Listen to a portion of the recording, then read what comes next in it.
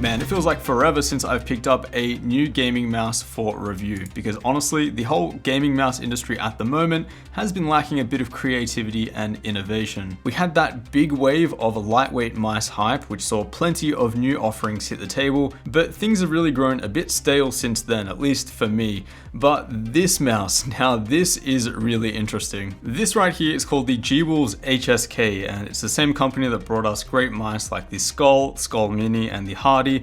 But this is really unlike anything else I have ever used before. And before you write it off, the design might not be as dumb as you think. So what is this thing? Why is half the mouse missing? And how could you possibly even game confidently with it? Well, this is purely a fingertip grip gaming mouse, and one of the first of its kind. Fingertip grip is a very popular grip style for competitive gamers. It's not even really a deliberate choice by some people, but more so just what feels comfortable and natural. With this grip, you don't actually have any points of contact at the rear of the mouse at all. So some would argue that that area is just dead weight and volume. The benefit though of shrinking the shell down to this size is that the overall weight of the mouse is reduced to only 37 grams here. Now that weight reduction might not sound like a whole lot. It's only 23 grams lighter than the Viper Mini, but yes, you can definitely feel that weight reduction without question. It's like going from an ultra lightweight mouse to basically just air. In terms of the specs and overall build quality, you are actually getting a fairly decent package. It's using the PMW 3389 sensor that you'll find in some of the most premium gaming mice today.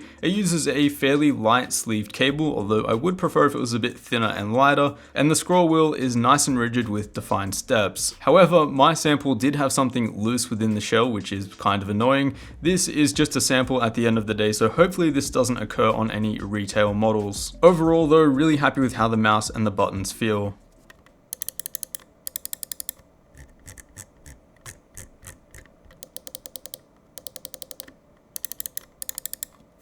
So what is this thing actually like to game with? Well, at 37 grams, it feels like you're holding absolutely nothing. Seriously, if you're used to a gaming mouse around the 80 to 90 gram mark like most people, this thing will feel like you're moving your cursor solely with your hand. Now, I'm not super comfortable with fingertip grip to begin with. I typically use a claw grip with the back of my palm resting on the back of the mouse, but I did start to get the hang of this thing and it did start to feel really natural.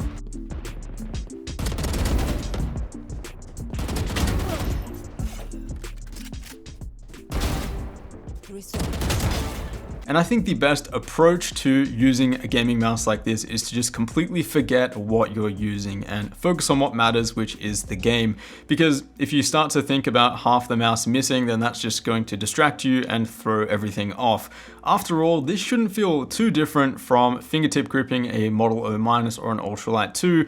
If anything, it might feel a bit bigger because the grip width is actually slightly larger than those two mice. I also found that relaxing my grip did help quite a bit in making the mouse feel a bit more natural and comfortable. Now, I wasn't able to beat my own score in AimLab's grid shot, which I set with the Razer Viper Mini, but I was still scoring around the 80,000 mark, which is still a good score for me personally. However, there are a few things after using this mouse that I think should be improved quite a bit. Firstly, for such an ultra lightweight mouse that feels like absolutely nothing in the hand, I wish that the clicks were also extremely light. They are reasonably light Omron switches, but especially if you're playing games where you need to scope in or ADS and hold both mouse 1 and 2 at the same time, I found it to occasionally throw off the balance of the mouse and feel a bit front heavy. I also wish that there was much more of a taper in the sides of the mouse, and for a fingertip grip focused mouse, it's kind of odd that this area feels like it has the least amount of consideration put into it.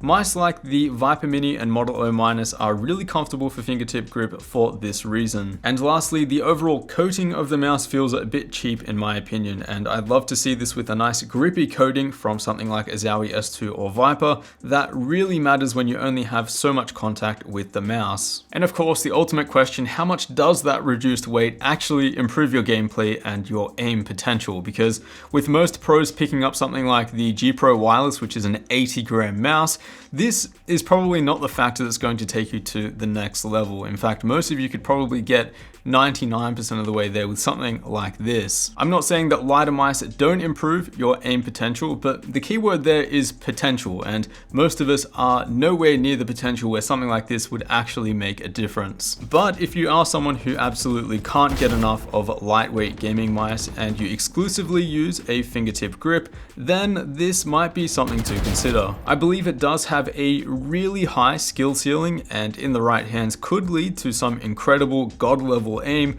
but unless you think that's you, I'd point you in another direction for now. As alternatives, definitely check out the Razer Viper Mini and Glorious Model O-. I've reviewed both of these previously and I'll leave those videos linked down below, as well as the top gaming mice that I currently recommend. Overall, I do think this design of mouse has a ton of merit and potential in the ultra competitive gaming space. Despite it looking like a cheap toy and honestly just an absolute joke, it does actually work. And coming back to what I said in the intro, it is extremely refreshing to use something new with a completely different approach and design. So as always, a huge thanks for watching. Consider subscribing down below if you haven't already, and I will see you all in the next one.